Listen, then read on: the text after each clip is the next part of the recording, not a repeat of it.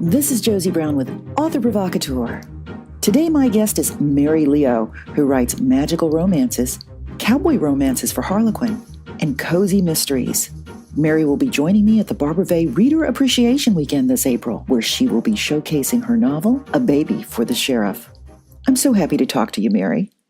Well, I know you're from Chicago, which is one of my... I am. Oh, it's one of my favorite cities of all time, I have to tell you. When did you move out of Chicago?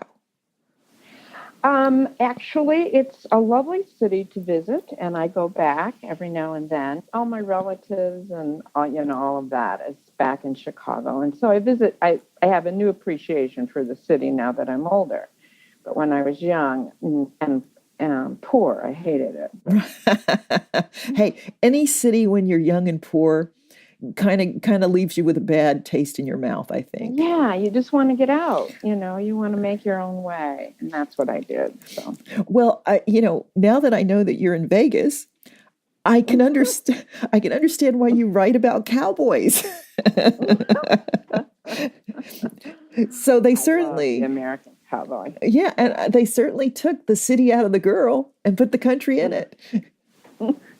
They did actually. I had an uncle who had a sort of a ranch farm kind of thing going on, and those were the best times of my youth. Was those times on that farm with the animals and just the family and stuff. So I think that's why I love cowboys. I love everything about that.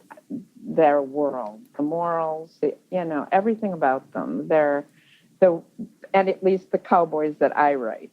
I write about cowboys who are extremely, like a handshake is all you need with them, and they will always be there and come through for you, and their word is their bond. Right. And have you now, from where you're located, have you been able to do a lot of car trips throughout what I call the far west, even though, you're even east of me in San Francisco, but my husband and I recently did a trip in what I call the far west, and it was wonderful. You're right about, the people that you meet and, true to their word and just very comfortable in their own skin. Has that been your experience? Oh, absolutely. I interviewed this young man who was a bronc rider in a rodeo, and he kept referring to me as ma'am, and I thought it was the most delightful thing ever. I haven't gotten that ever, and so he was so polite and so nice to me. Every question he met with a wonderful answer, and he was very thoughtful, and he was with another guy, and both of them, they were just a delight to interview. And it was a rodeo a small rodeo. It was in Arizona.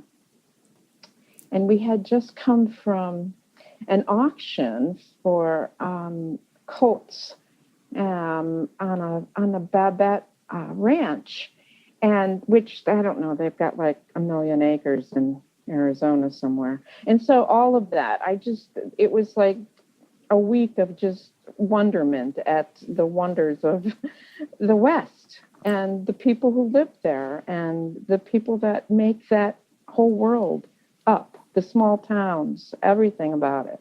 So, wow. So you're kind of like living your dream, I would think. Yeah. Yeah, it is. And I really do. I love everything about it. So it's always amazing to me. It's like when I meet people like that, it's like, wow, they really are like that. And because sometimes you walk away and you think, oh well, that was just an anomaly, but I'll never see that again. But it's always like that for me. Everyone I meet just as pleasant and as sweet and as willing to share their stories with me. It's just wonderful. So, how did you come up with the story for the book you're going to be showcasing at Barbara Vay, A Baby for the Sheriff? Actually, that's kind of a funny story because my editor kept saying, you really ought to write a book with a baby in it. And I'm like, my readers don't want a book with a baby in it. They want some romance, hot, and whatever. And so, okay, fine, I'll write a book with a baby in it.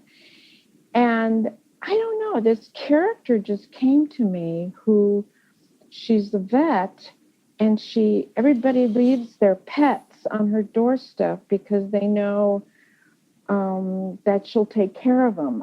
They're, like a pet that they can't really take care of, or even a chicken they can't take care of. And so someone leaves a baby on. I thought, what if somebody left a baby on her doorstep and she doesn't know what to do with it? And that was, that's how it all started. That sounds like a wonderful, heartfelt tale and a wonderful way to get two people who have an ability to express love together. Yes. Well, what happened with it is that book has been my best-selling book in that series. And it has a picture. And when I saw the cover, and it's just a picture of a baby, I thought, oh my God, this is never going to sell. And I was totally wrong. It's my absolute best-selling book in that series. So who knew? Who knew? Let me tell you, just never know. That editor deserves a box of chocolates. She does. You also have made your mark with magical romances. I wanted to ask you, where did you get your ideas for those books, and what sings to you about them?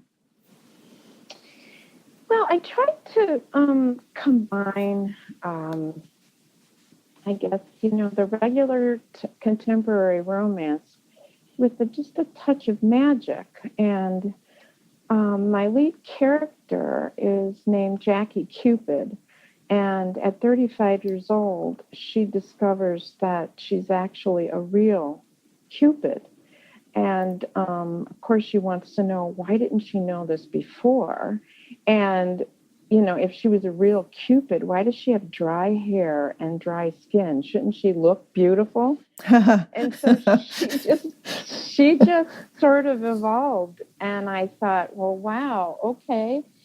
And so she's like this super matchmaker, but, she has powers to bring the people that need to be together.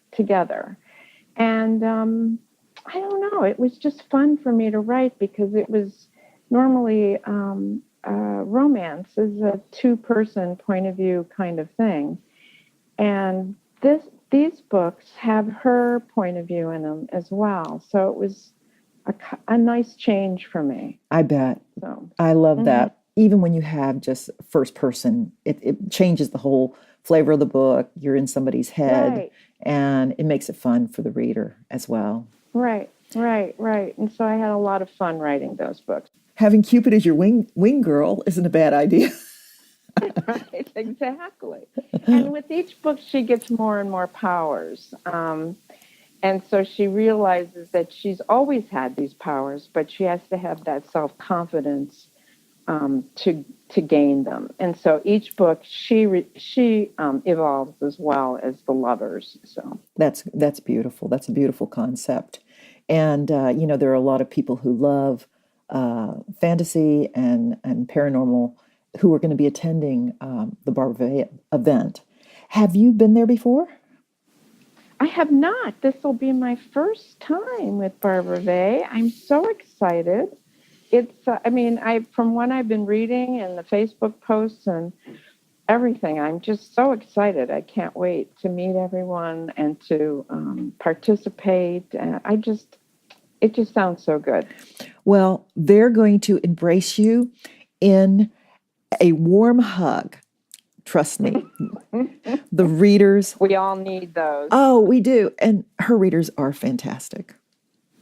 Oh, I'm really looking forward to it. Oh, Barbara is just fantastic. You're going to have so much fun. I can't wait.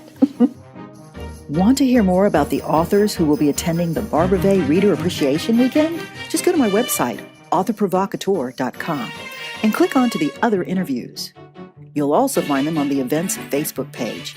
And beneath each interview, feel free to leave a comment about your favorite part of it. Doing so puts you in the running for a bundle of the author's books. Listeners can leave one comment per author to be entered for the drawing. This is Josie Brown of Author Provocateur, signing off.